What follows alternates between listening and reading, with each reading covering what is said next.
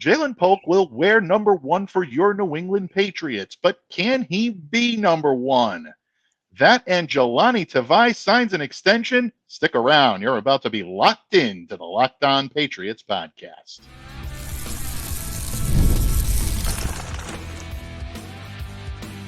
You are Locked On Patriots, your daily New England Patriots podcast.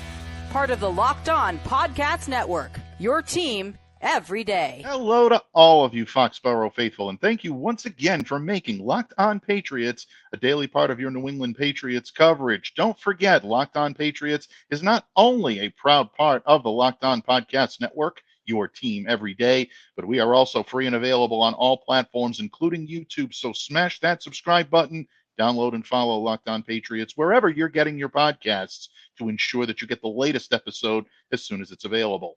I'm your host, Mike Debate. I cover your New England Patriots for the Patriots country. So reach out to me and let me know what's on your mind on X at MDABATENFL. And while you're out there showing some love to Locked On Patriots social media style, please follow our account there as well at LO_Patriots. And Pats fans, today's episode is brought to you by FanDuel. Make every moment more.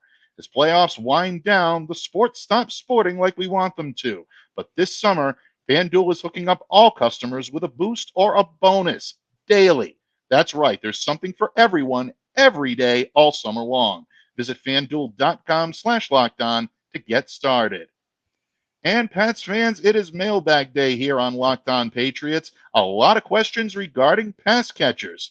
Big surprise. I know it's a topic that is on the minds of all of you out there in Patriots Nation, but we'd be remiss if we did not begin with the news of the day. New England Patriots linebacker Giulani Tavai becoming the next core player to be both retained and pretty handsomely rewarded by the Pats with a lucrative upgrade to his contract. Tavai and the Patriots, per ESPN's Mike Reese and Adam Schefter, are in agreement on a 3-year extension. The maximum value of this deal reportedly $21 million with a base value of $15. And of course, folks, a lot of details still to come. This broke the moment we were ready to jump on the air. And here today to talk about this and more with me is my good friend, the legend himself, Thomas Murphy. Thank you for coming to me in friendship today. Don Murph. Pleasure to be here. And yeah, we timed this one pretty good, didn't we? Yeah. Yeah, Jahlani Tavai. Just another bad bill the GM bring in that the Patriots are extending. Shocking.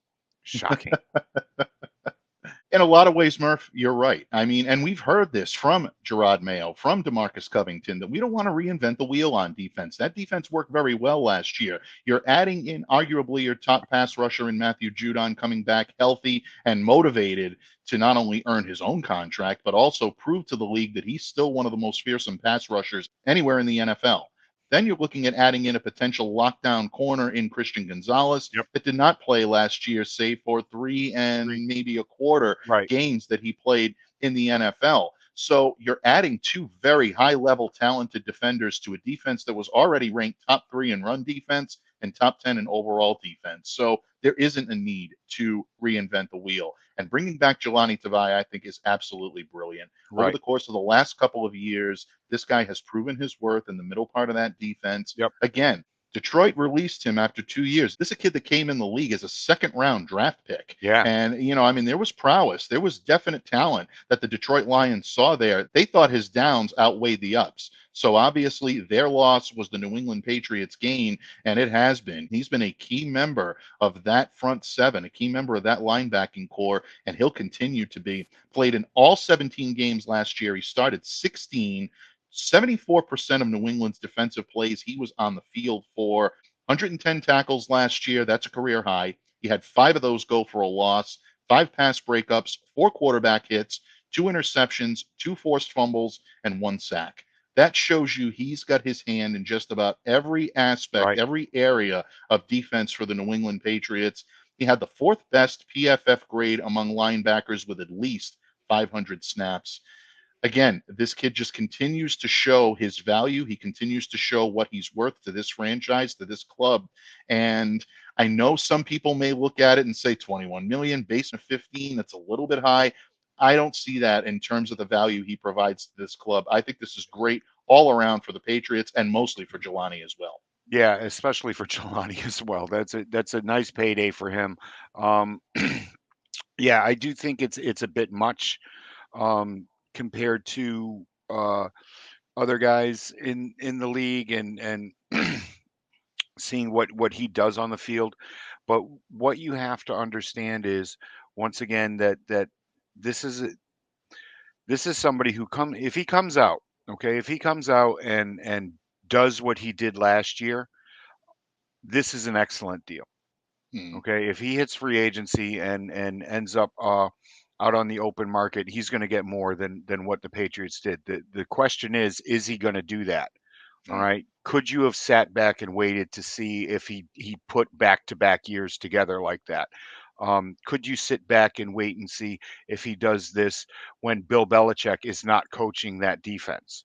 Okay, Hmm. you can heap all of the issues on offense that you want, because you know what Bill did and what Bill didn't do and what Bill drafted.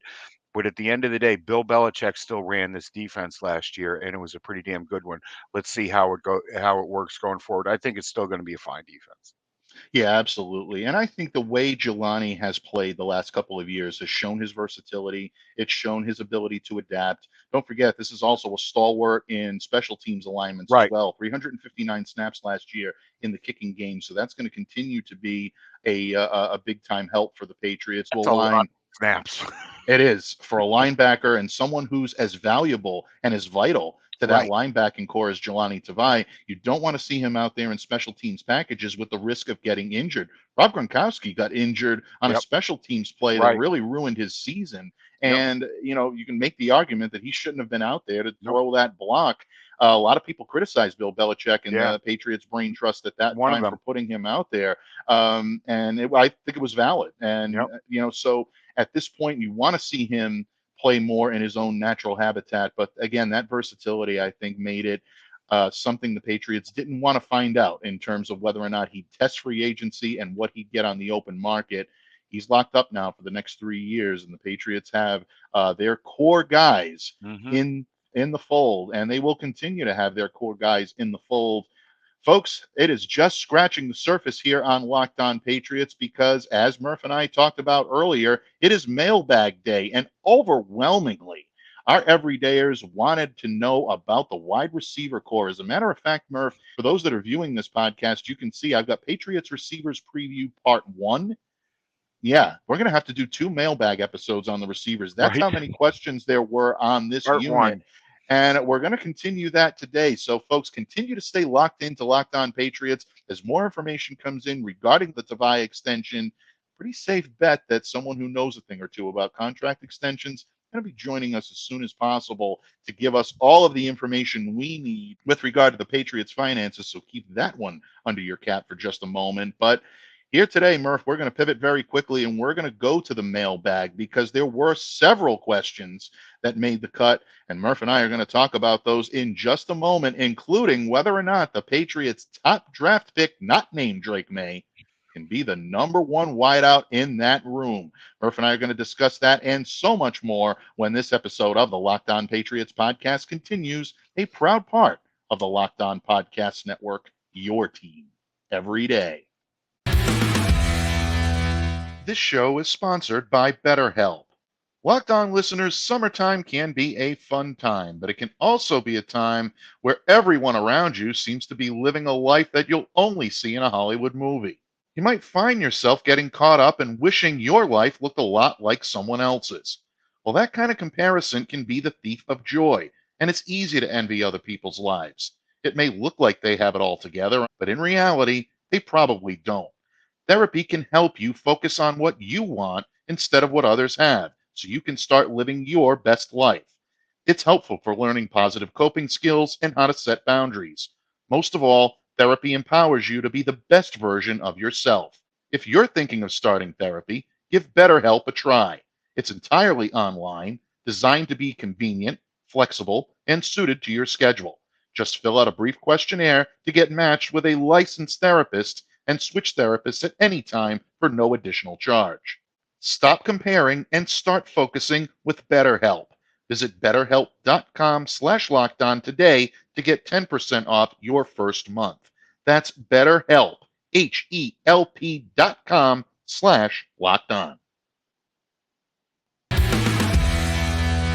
Patriots fans, thank you so much for joining us today here on a Mailbag Tuesday, Telegraph Tuesday here on Locked On Patriots. As always, Thomas, our main man, Murphy, is joining us here today to wade through the mailbag. And Murphy, we had breaking news to start the show with today, talking about Giulani Tavai's contract extension and our thoughts on the subject. Folks, we'll continue to break that down as part of our previews here on Locked On Patriots. But the news that's on all of our everydayers' minds right now seems to focus on the offense. A lot of focus on the quarterbacks, but believe it or not, our most popular topic when it comes to mailbag questions, wide receivers, Murph. A lot of people are wondering, is this finally the year that the Patriots field a group that the fan base can get excited about?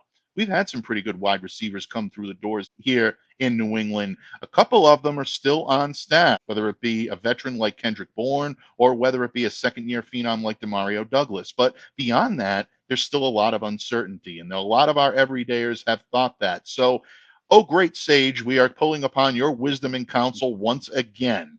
And we're going to dive right into the mailbag this time, folks, because great questions coming all the way around. And the first centers around the New England Patriots second-round draft pick, that is. Number 37 overall, number 1 in the program, but can he be number 1 on the field? And that is Ja'Lynn Polk. And our good friend Ray in Pawtucket, Rhode Island, wants to know, is Ja'Lynn Polk capable of being a wide receiver 1? Don Murph, the floor is yours. Yeah, no, he's not a wide receiver 1. He was not the wide receiver. He was not never wide receiver 1 on his own team in college. All right. Ja'Lynn Polk put up really good numbers when McMillan went down last year. And when McMillan got back, he ended up going back to being the number 3 receiver on a very pass happy Washington team. It's don't expect more than what you get, than what you have. Okay, you've got what you have on your plate. He's a fine receiver. He's a good number 3. He's a good number 2 and a very good number 3. He's not a number 1 wide receiver. He's not. You sit there and you look at it when in the 20 games in the last 2 years that Jalen McMillan and Ja'Lynn Polk uh, were both on the field together. McMillan had 124 catches for 1,657 yards and 14 touchdowns. Polk had 68 catches for 1,200 yards and 9 touchdowns.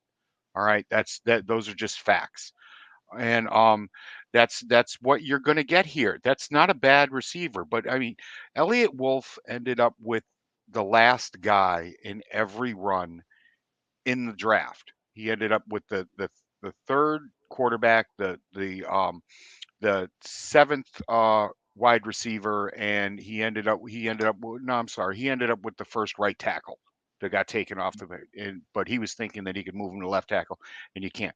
Ja'Lynn Polk is not a number 1 wide receiver, folks. Not in my eyes, not in a lot of other people's eyes who delve deeply into college football and how that's going to translate into the draft and going forward. I don't see Jalen as a number 1 wide receiver, and I don't think he'll ever grow into that role. Just be happy with what you got. A very good number 3, a good number 2, a guy that with the type of attitude that you want on your team. I like Ja'Lynn Polk, folks. Don't get me wrong. I like the kid. I like his game. He's just not a number 1 wide receiver. Yeah, I think in a lot of ways, Murph, what you've done is kind of drawn the line in the sand as to what a number 1 receiver is, Yep. and opposed to what maybe Ja'Lynn Polk can be, and that is maybe the Patriots' most versatile perimeter weapon. And I think he has the chance to be the latter rather than the former.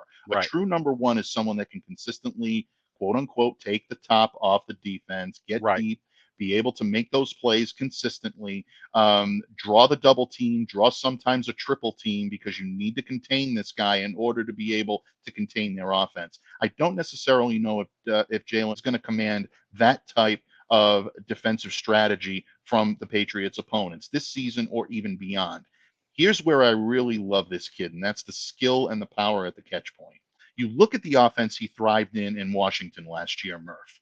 An Yep. offense featuring a lot of option routes, Yep. safety leverage. That's where a lot of the routes came from. Yep. So that's a position I believe the Patriots are going to put Polk in order to help him to succeed. You're going to see passes thrown his way. You're going to see that type of prowess kind of leap out on the field.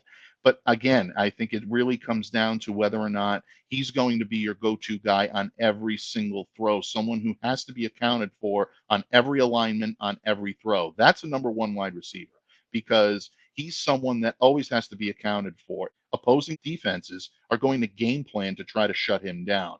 I don't see that necessarily when it comes to Ja'Lynn Polk. But again, that opens up opportunities that some number one wide receivers may not see. It gives him the opportunity to play under the radar. And that's where I think you're going to see this kid leap off the page. Yep. Mike Reese, in his Sunday column, described it perfectly. There was a play that he made during mandatory minicamp. It was a tight window. Mikey Victor was the cornerback that was in play.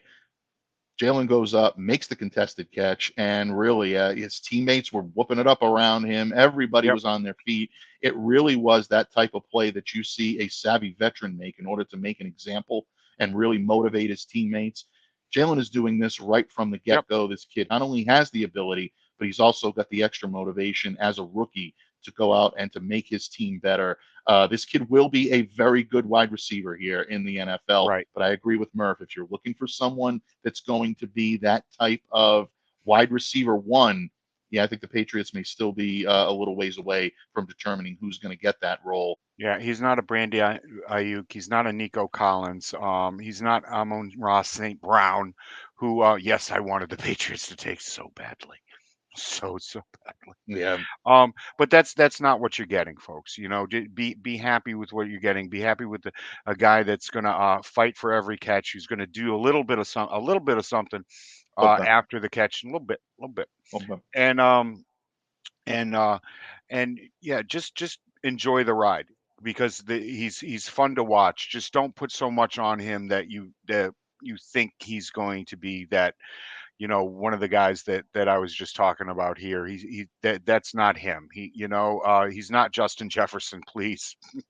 Yeah. Not. Well, I mean, Jefferson's skill set is Yeah, tremendous. I mean, I that know. puts him in an echelon that is so much all his own. But again, Polk is going to make his mark in this league, and he's going to do it Yeah, uniquely with his own style. I'm just not sure the style of play that he has and combined with the types of targets he's going to see truly make him right. that number one. But you know what, folks? Stranger things have happened. We'll find out in short order what the Patriots brain trust, especially Alex Van Pelt, Gerard Mayo as the head coach, and Drake May and Jacoby Brissett have in store for this offense and who they feel are going to be their top targets. Ja'Lynn is already developing a nice relationship with both quarterbacks, so he'll be utilized and he'll be utilized early. The only question is, how will he be utilized? Will he be the deep threat that the Patriots have needed? Not necessarily his game as a contested catch machine, but someone who is drawing the eye of this fan base as a potential deep threat, maybe not this year, but maybe even down the line, is fellow rookie Javon Baker. And that leads us quite nicely into our second question on wideouts that we got in this week's Telegraph Tuesday mailbag, Murph. Angela in Bangor, Maine wants to know, will Javon Baker finally give the Patriots a downfield pass catching threat? Murph, I think this has more of a chance to come to fruition. She didn't label him a wide receiver one or Nope. put that type of Right. expectation, but this kid, especially the way he runs his routes, I think he could be a deep threat this year for this team. I do. I agree. And I've said before that I think Elliot Wolf would have attacked this draft differently if he'd known that he was going to get Javon Baker where he got him. Good point. I could have had my tackle there where Ja'Lynn Polk was taken and not another right tackle. Um, but yeah, no, he can definitely be the deep threat that this team has lacked, or one of the deep threats that this team can lack. There's another little tease right there, and work out well here. Yeah, Van Pelt's scheme is a run based zone block rushing attack with movement throws, deep play action shots, and rollout shots, and this kid is built for that. He is really built for this play action, get down the field. Again, it's going to come back to the large round men and if they can give this kid the time. Okay, but like I said, they're designed rollout throws. And Baker is the type of guy that can get down the field, do a lot of the things that we were just talking about with Polk, go up contested catches, get yards after the catch.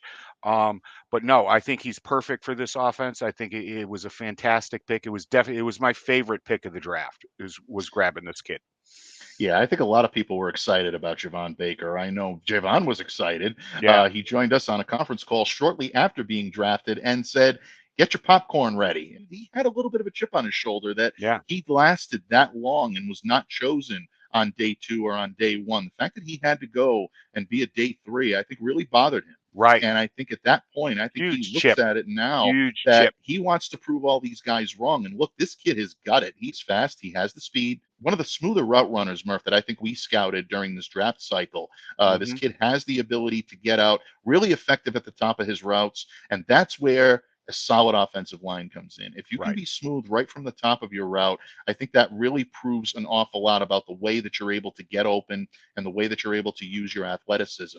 If that offensive line gives him even adequate protection, right, someone as athletic as Javon Baker can help erase some of those mistakes that the offensive line may be prone to making right. this year with potentially a left tackle without a whole lot of experience at the position, maybe a rookie right tackle. There's a lot of different areas right now where the Patriots need to shore up during training camp. Go back and listen to our last show, the Mhm. last show I was here with Mike, Yep.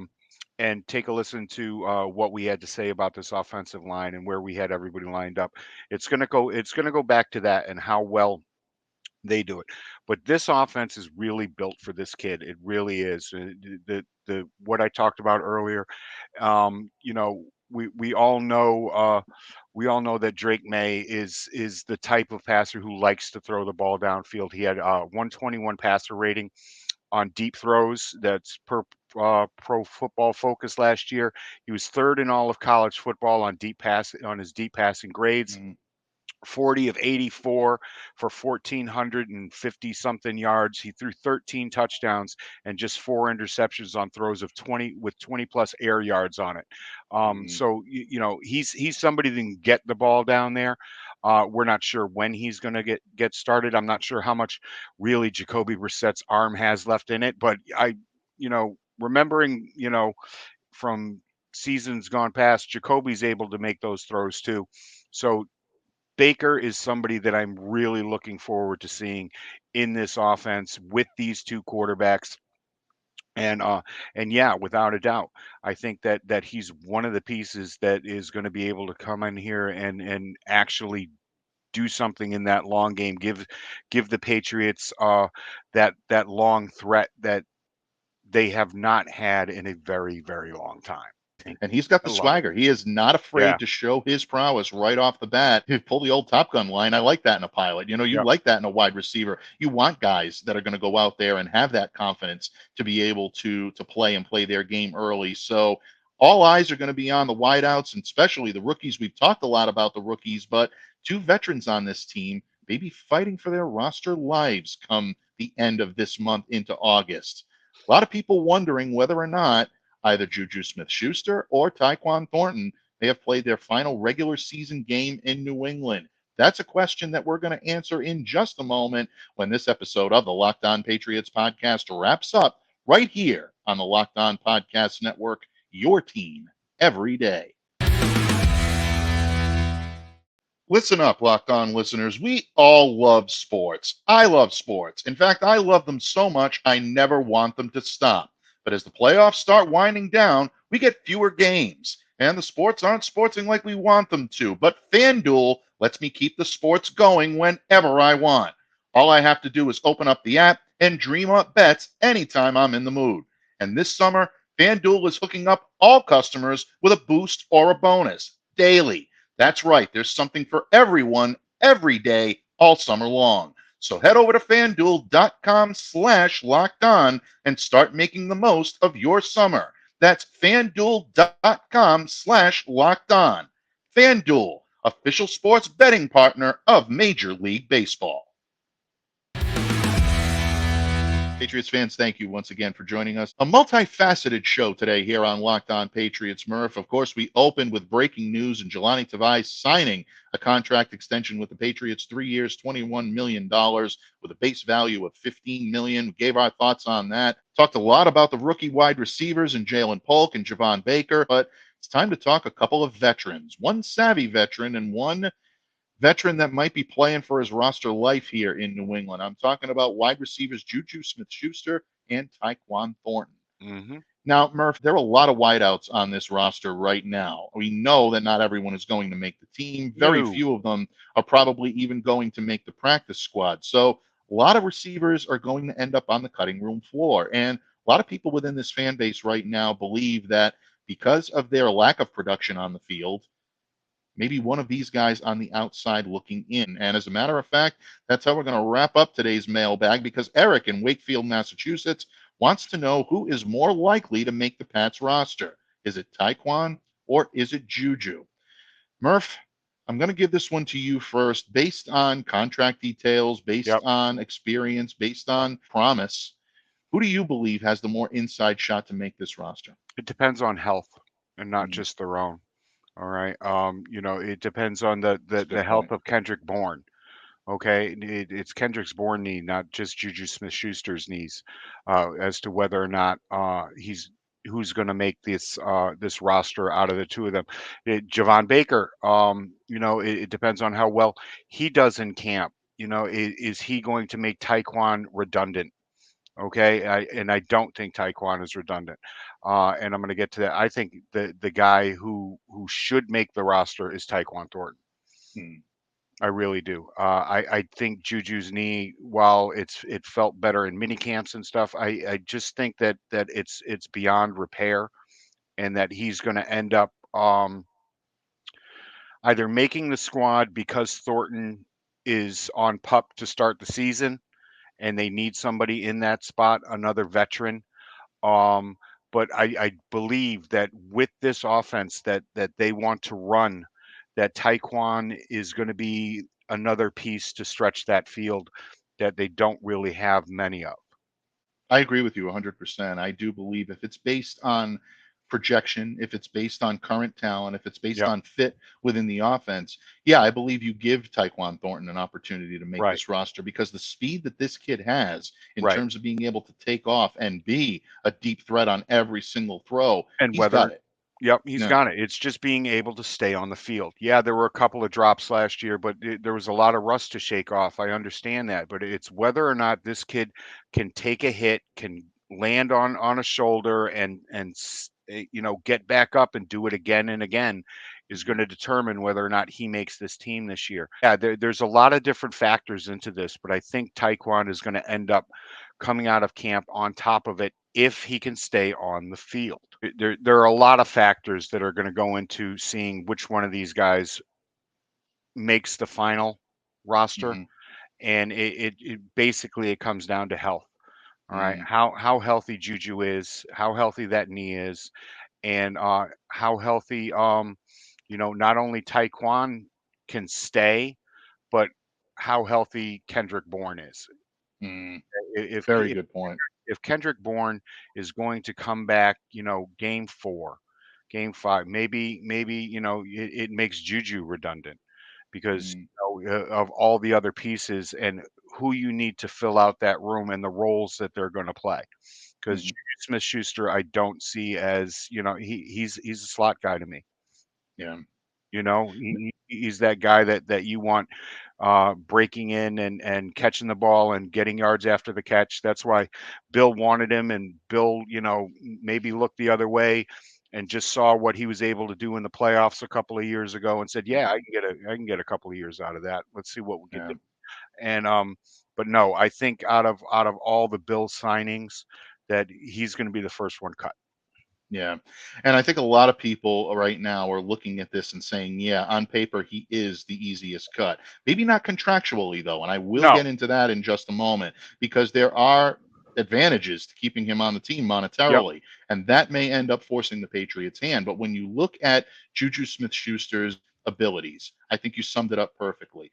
This is a guy that is able to be efficient when you're running an offense that spreads the ball, multiple pass catchers, facilitating, gaining yards after the catch. It's Bill O'Brien's offense. That's what JuJu Smith-Schuster was coming in here to facilitate. That's why they wanted to go with JuJu over Jacoby Myers. I know a lot of people love to point to that as the cardinal sin that Bill Belichick committed that ultimately led to his demise here in New England. There was a reason why they wanted to go with someone who was a little bit better with yards after the catch because Bill O'Brien was coming in here. That's his offense. Van Pelt runs a similar style, but his is much more predicated on the run, facilitating play action. So when you look at that, yes, if Kendrick Bourne is healthy and is going to give you significant minutes this year, then yeah, JuJu Smith-Schuster is redundant. And then it becomes an easy cut on the field.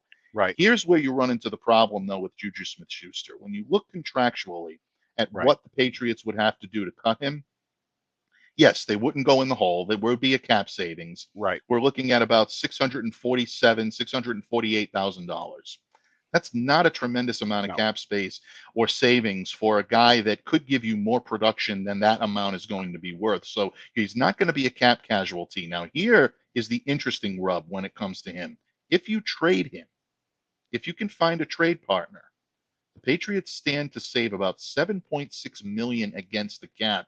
That's going to be the difficult factor, though. Who's going to trade for JuJu Smith-Schuster? Does he have enough in that resume? Did people see enough from his time in Kansas City and in Pittsburgh to say, yeah, you know what? That's an anomaly. That's not something we're willing to deal with. We'll give you a 7th rounder, or we'll give you a future draft pick to try to bring him in and see if we can rehab him into our system. That's going to be the case. I think the Patriots are going to be working the lines. If Elliott Wolf is not already doing that, you know he's going to be doing that in the coming weeks, especially when they see what he looks like on a training camp field. That's it. And this comes down to, the new cut rules also. There's just that one giant big cut down, that comes instead of in stages when we'd see Bill do a solid for somebody and cut them early so that they can find a job elsewhere. And I really think that GMs around the country are going to wait to see him on that big list and then pick him up and scoop him up.